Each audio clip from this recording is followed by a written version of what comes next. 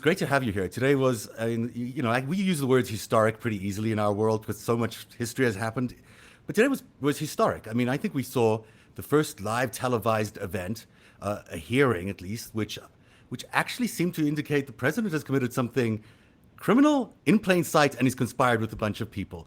And we're going to break it down today because you're one of the first people on Twitter today to point out that the whistleblower complaint was out, and we're going to break that down today. So, your overall thoughts? What was the big thing of the day? Oh, well, goodness, I think the release of the whistleblower complaints. But first of all, I think you're right. It is a historic day. Unfortunately, with Donald Trump, it seems that almost every single day is historically bad and Right. terrible. But I think today really, I think should give every American a lot of hope in many ways. I think many of us know that Mr. Trump and his cabal have been, as I like to say, merrily treasoning ever since he took office, certainly before he took office. But now we have a just very damning whistleblower complaint that is, look, the inspector general, this is Trump's handpicked inspector general. This is not some left winger. He can't claim it's some, Adam Schiff or anybody like this. This is Trump's own guy who found the whistleblower complaint to be serious and credible and urgent. Urgent meaning that Congress had to be notified by law. That is utterly damning for Mr. Trump. And the details in that whistleblower complaint, as I know we're going to talk about, are even worse for not only Mr. Trump, but some of his co-conspirators. And let's do that. Let's go through it today. Starting block is all about the details.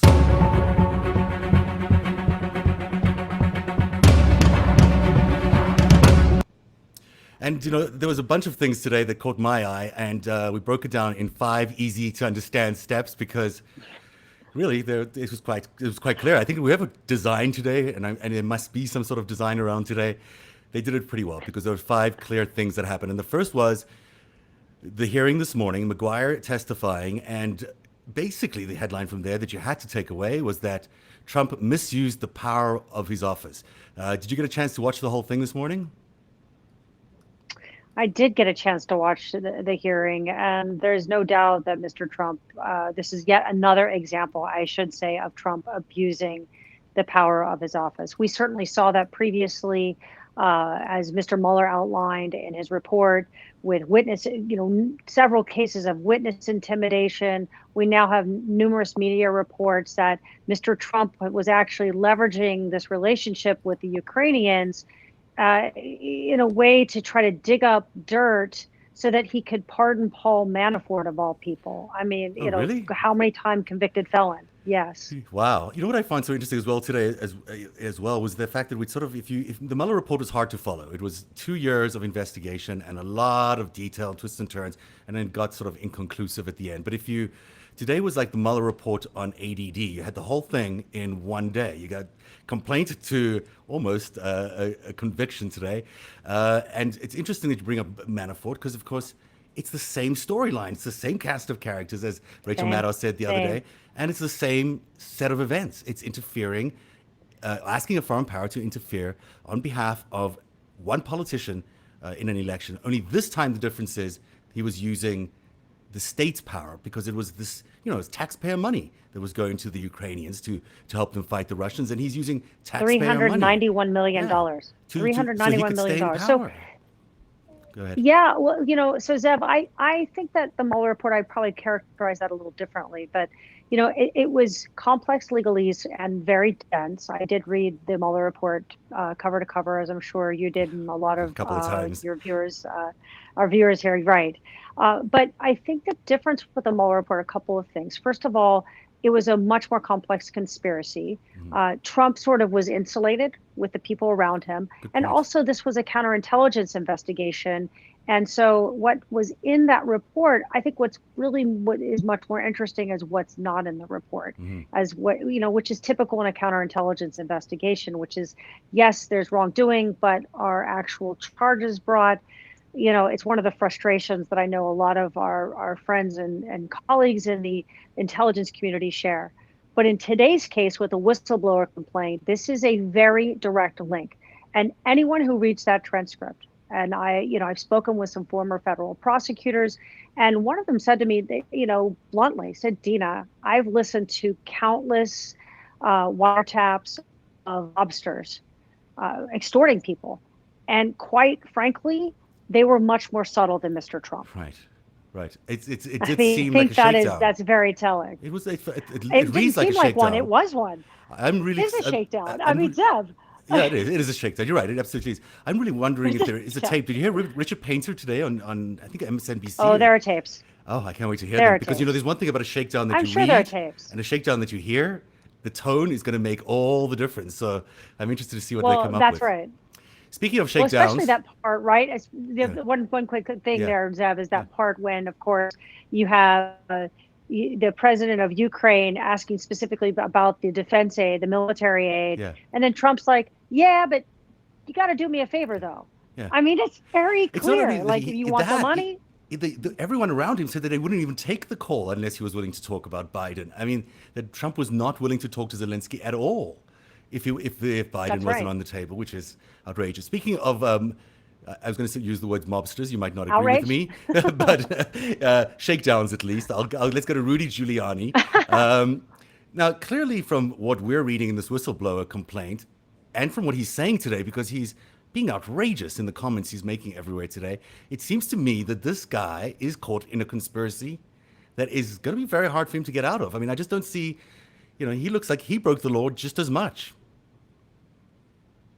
well, it certainly does look that like Mr. Giuliani, good old Rudy, was serving as the bag man and cavorting around the world. He had some secret meeting in Madrid, apparently, which was revealed by this whistleblower, meeting with Zelensky, some of his aides, Zelensky being the president of Ukraine, to specifically discuss what was needed, from Ukraine so they could basically get the cash. This is a global shakedown. And this is, sir, I'm not an attorney, so I'll leave that to the attorneys, but certainly multiple attorneys have said publicly that these are crimes. And regardless of that, it's clearly highly, highly unethical to shake down a foreign leader for your own personal benefit. And especially after, Mr. Trump can't claim that he didn't know getting something of value from a foreign government for an election is illegal when his own son, Don Jr., did this. And the only reason Don Jr. didn't get charged by Mr. Mueller was because he was too stupid, they said, to be charged. Well, Don Jr. is too stupid to know that this was a crime. Well, Mr. Trump doesn't have that excuse, although we certainly know that he doesn't care. Well, he doesn't care. He told George Stephanopoulos a couple months ago on national television that, of course I take dirt on an opponent from a foreign government. After everything, of course, he just doesn't care. And that's, you had a sequence of events there, which is just going to read so easily to viewers because you've got the Mueller report, which basically said, don't do this again, and his press statement was pretty clear. He said, the most important thing to take away from this, Mueller at least, was said that Russia has been attacking us and we need to stop that. And we can't have this kind of a corruption of our election. And then just go right into doing it again. And with the same people. Well, it's the same people, but actually you back up, it's really the same thing. Remember, we never talked to the Russians, never met with any Russians. Right. Then, we talked with Russia, but there was no collusion. Right. Then it was, we colluded, but it's not a crime. Right. Well, the same thing happened in this circumstance. He said, I never mentioned Biden. I never mentioned Biden to him. He said that. I never said anything about Biden. Not only did he, but we had several people around him. Then we had this bizarre circumstance where after the phone call, right, you have Vice President Pence was supposed to go to before the phone call. Before the phone call, Vice President Pence was supposed to lead a delegation going to the inauguration of the for the new Ukrainian president. Right. And at the last minute, Trump said, cancel the trip and sent Rick Perry and report, according to this whistleblower, members of that delegation were there to transmit that message that, you better play ball on Biden, you better play ball on the DNC server, you better play ball on Manafort if you want the cash. It's always the same. Who was All part these of people that that land up in his group, in his circle, they land up getting caught up in criminality, and they're surprised afterwards. It's always shocking to me. This is funny today. Rudy Giuliani, this is to Atlantic. I don't know if you saw this a while. It's maybe 2 or 3 hours ago. It was posted. He thinks the country should be happy that he uncovered this. That he's the guy who uncovered this. He goes on to say, "It's impossible that the whistleblower is a hero and I'm not. and I will be the hero. These morons, when this is over, I will be the hero. And, he was once a hero. I don't think people really Sad. think of him as that anymore. Yeah, that's insanity. That's like saying, calling the bank robber who says, "Oh, here's the cash we stole. Right. I'm a hero because see, I recovered the cash." I mean, Yeah. that's insanity. That It, that literally is just absolutely nuts. it's a great But analogy, and that's he thinks, logic. but he That's thinks like that. logic in the MAGA crowd. Look, he has been Well, they committing all think crimes about and that. getting away with it for so long that he must think that he's untouchable. So Hashtag. his view of the world is the view that matters. But it's not the case, and not the case certainly since the Trump administration took power. Now, this is the third thing. We should move on because the White House also did this incredible thing where they decided to actually conceal the transcript. So the call happens. I guess a bunch of people figured out, oops, we did something wrong. So we're going to hide the transcript by saving it into a special computer that is actually offline. A secret server. Yeah, a secret server that's offline. It's not really A connected to the secret rest of the server. world. This Yeah. sounds familiar. Yeah, right. Thank This you. sounds Right. familiar. Alpha Bank, Hillary anyone? Clinton has got to be Yeah. just sitting there sipping her tea, just going, "Oh, a secret server, Yeah, huh? really interesting. Oh, In your who would have basement? thought about it?" And so, Yeah, total and this total is irony. except that this one was for confidential information only, for top secret, confidential code word information only. And the White House has now decided that this is the place to secure transcripts they don't want to show the world, which are criminal or potentially criminal. It blows your Well, mind away. look, but it's not just this transcript. And I Right. think that to me is the real, sort of bombshell there. I think we found out where That's the Trump true. Putin, the transcripts of the Trump Putin calls are. And I will bet you that they're on the same server. Right. So this is going to be, I think, a very big world of hurt for Mr. Trump because the Democrats are going to go hard after the White House to get those records. And frankly, if you go back and look in history, this is where having an impeachment inquiry is so helpful for the Democrats because that gives them much more investigative power, and the courts respect that. So if you go back to the Nixon case where he tried to hide the smoking gun tape, well, that was a unanimous ruling by the Supreme Court. So there is unanimous precedent that Congress should be able to get that information. And if I'm sitting in Nancy Pelosi, Speaker Pelosi's shoes, Adam Schiff's shoes, Chairman Nadler's shoes, et cetera, I think that they're going to go after not just the Ukraine gate transcript, but also what about the Helsinki translator transcript? Mhm. What happened to that? What happened to her notes? What happened to the transcript of all of Trump's calls with Putin, including right around the time he had a call with the president of Ukraine, which is in the same period that the whistleblower was mentioning. Right. So I think It's that's part interesting. of it. And that's a And then very Zev, good another point. It's worth point. underlining that what you're basically saying is this could be a treasure trove of information where they have hidden all these secrets and it could Pull come the out. string. Pull the string. Right. And Wow, it's incredible. correct. I think the other thing you pointed out, Zev, and if I could just add quickly, is that this was a conspiracy to cover up the evidence, and it was clear that multiple officials were involved in this, and that senior White House officials specifically directed this activity. They directed a quote unquote lockdown. Right. That is a cover up. It is. That That's is, a and again, the conspiracy, cover up and- being worse than the crime. This is bad. And a lot of people could get impeached from this. I mean, certainly there's a lineup of cabinet ministers who decided to join in this little game. Maybe even the vice president himself. I don't know what that means for succession. Although, wouldn't that be interesting? They're at a minimum witnesses. Yeah, They're at a minimum witnesses yes, to this. and they might have other information if they want to cooperate. Speaking of which, my favorite character of the moment. Yes, sorry. Yes. Go ahead. You want to get something? Well, in? we're probably going to say that. Go ahead. I bet we're going to say the same character. I'm going to say Go Bill ahead. Barr. I think this is. Oh God! I think he no. rises Ugh, to. barf. I think he rises to obstruction here because he basically has killed the investigation before it even got going, and it may be a criminal investigation. What are your thoughts on Mr. What is it? I think William Safire in 1980 or 90. I can't remember. In one of Bill Barr's previous incarnations, he called him the cover-up general because of his role in what he did with Iran-Contra. And he's still doing the same thing today for whoever's in power. That. What are your thoughts on him? Well, yeah, God. He's as corrupt they come. I think Mr. Trump's biggest regret is not bringing in Bill Barr in the first place. I mean, look, say what you will about Jefferson Beauregard Sessions, but the guy's not a traitor, and he tried to follow the law. Whereas Mr. Barr is going to push the envelope. He is leveraging the power of the attorney general to go after Trump's enemies, perceived or real.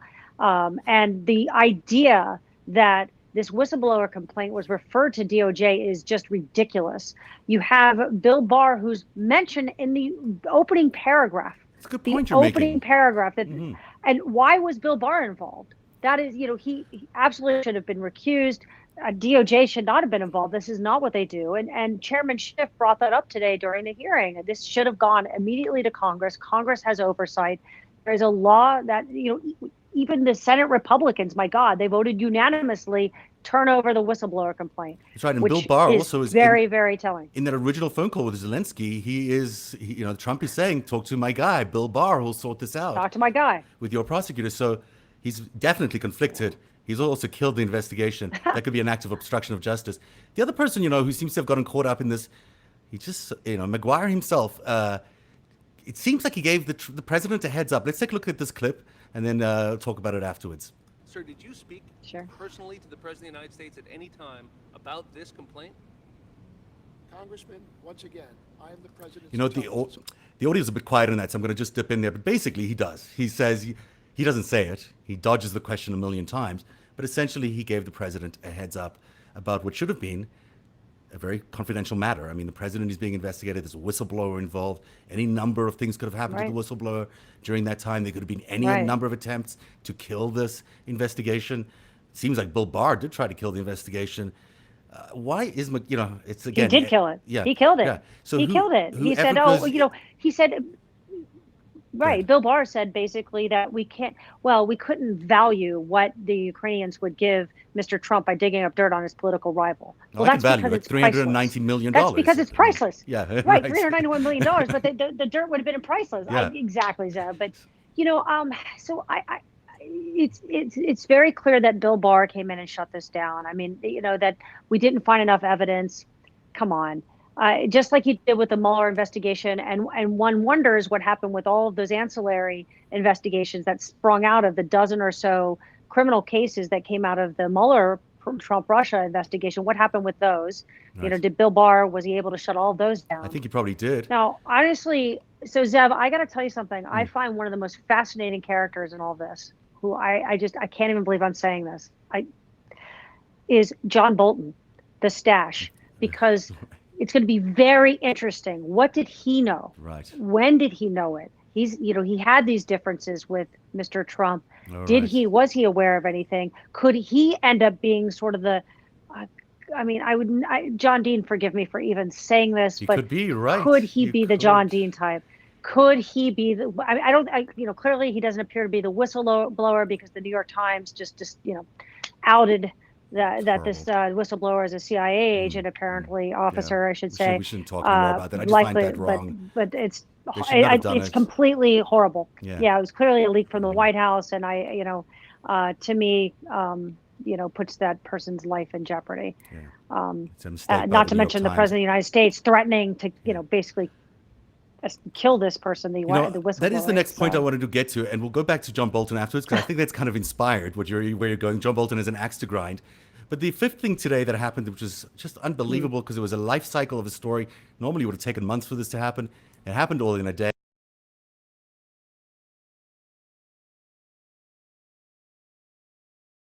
Basically, that person never saw the report, never saw the call, and he never saw the call, heard something, and decided that he or she, whoever the hell it is, sort of like almost a spy. I want to know who's the person that gave the whistleblower, who's the person that gave the whistleblower the information, because that's close to a spy. You know what we used to do in the old days when we were smart, right? The spies and treasons. We used to handle it a little differently than we do now. Kind of an uncomfortable laugh at the end there, but it's shocking that he said that, because if the phone call to Zelensky sounded like a shakedown, this sounded just like a plain old threat from the mafia. It really does. It does. To be able to suggest... it's like he's putting a hit. He's putting a hit out on him. It's, he's a rat, so we're going to put out a hit on him. Exactly what it reads like. This is a patriotic American who quite honestly, Zev, I think that, we've been predicting this, and really, frankly, I've been hoping for this for a long time, that at some point we knew that Mr. Trump was not going to change his, what I view to be treasonous behavior, that he's going to continue to be merrily treasoning, committing crimes. That's not going to change, because that's his MO. And as you said earlier about Rudy Giuliani, I mean, Mr. Trump has literally been getting away with it for his whole life. Yes. So he wasn't going to change what he was doing. In fact, he's become more brazen. And the fact that he thought he could get away with this, that call, I'm certain and confident, was recorded, and not just by us, not just by the Ukrainians. I'm sure many people were listening into the call that Mr. Trump had with the Ukrainian president.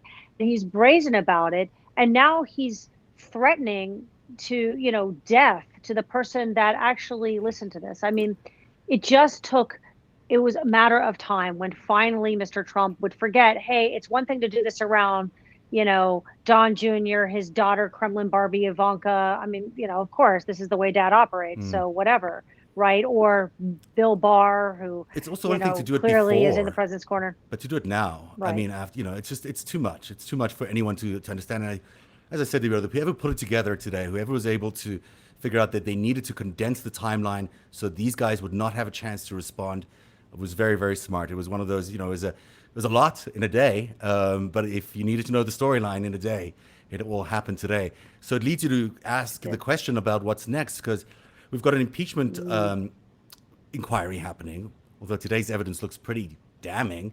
You maybe don't need that much of inquiry. The number of Democrats in the House in favor of an inquiry or impeachment itself is over the 218 limits. So we're about 220, 225, somewhere around there. I'm not sure what the last one. So we're at that point now where impeachment could happen. The Senate's a whole different story. Of course, the trial would have to happen in the Senate, and that's a tricky territory. Although I was really surprised. When Mitch the other day, yesterday, maybe the time's going so fast, was like, release the transcripts. Of course, let's see it. Why did Mitch do that? And does it indicate that there is a bit of a turn in the Senate? Well, no, there's not a turn in the Senate. Mitch McConnell is the master political operator, and he knew that the truth was going to come out. So they got wind that it was, quote unquote, really, really bad. And it was obvious that the details, drip, drip, drip, were going to come out. The Washington Post obviously has a very good source and was, a deep throat kind of source that was leaking this information, essentially kind of like, hello, you better release it because the truth is going to come out. So I think this is what's called getting out in front of a very bad story, because the day before, Mitch McConnell said, oh, no, this is just Chuck Schumer and Nancy Pelosi and the Democrats trying to make something political out of nothing. It's all this political nonsense. And then the very next day, we had unanimous consent. Right. Unanimous consent from Republicans and Democrats in the Senate who can't. Well, they can't even agree that they like chocolate, but they agreed that this whistleblower complaint should be turned over to Congress. So that is what happened there. Now, with respect to impeachment, in a trial, so it all comes down to personal. Look, there's some of the Republicans that are complicit, the Devin Nunes's of this world, Mr. Hop and an Uber, but most of them are just cowards and they don't want to lose their jobs.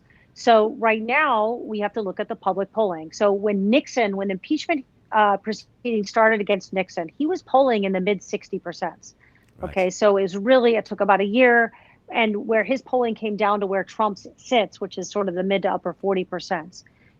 Then when the smoking gun tape came out, where Nixon was clearly conspiring to cover up the break-in at the Watergate Hotel, that's when Mr. Nixon's, it's easy to confuse the two, when Nixon's polling plummeted in the toilet to 25%. Right. So what that means is he was about at that 50% watermark within Republicans. That's what it's going to take for Republicans to get on board. They have to know, and Mitch McConnell has to know, you know what, not only could I lose the majority in the Senate, I could lose my job because Mitch McConnell is up for re-election. True. As are a bunch of his cronies.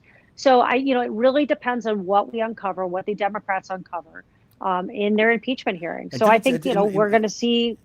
In Nixon as well, wasn't it? It took a re-election. It took an election to get him to get to the impeachment process. So we might see that same develop here. It's the impeachment itself I can happen hope not. afterwards.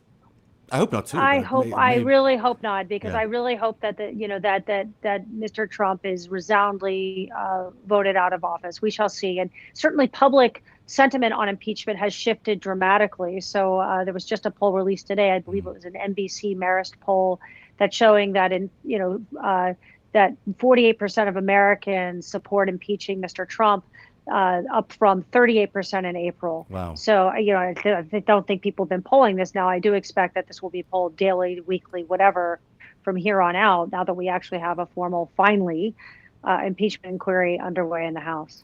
Well, that's a good place to wrap it up. I also think there's a lot of people calling lawyers today at the White House and in various offices in Washington, because everyone's going to need to lawyer up. This is going to start getting very, very expensive and very complicated, and a lot of people have been caught in this net. It is, in my opinion, a conspiracy, and it's a serious one. It could lead to the impeachment. Dena Grayson, thank you so much for joining me today. Well, that was fun. I had a good time with you. Thank you. That was awesome, Zev. Thanks so much. I hope we do this again soon, and keep up the great work. It was really good to join you. Thanks. Absolutely. You too. Thanks for joining us, everybody. Well, thank you for joining us on Narrative. Bye-bye.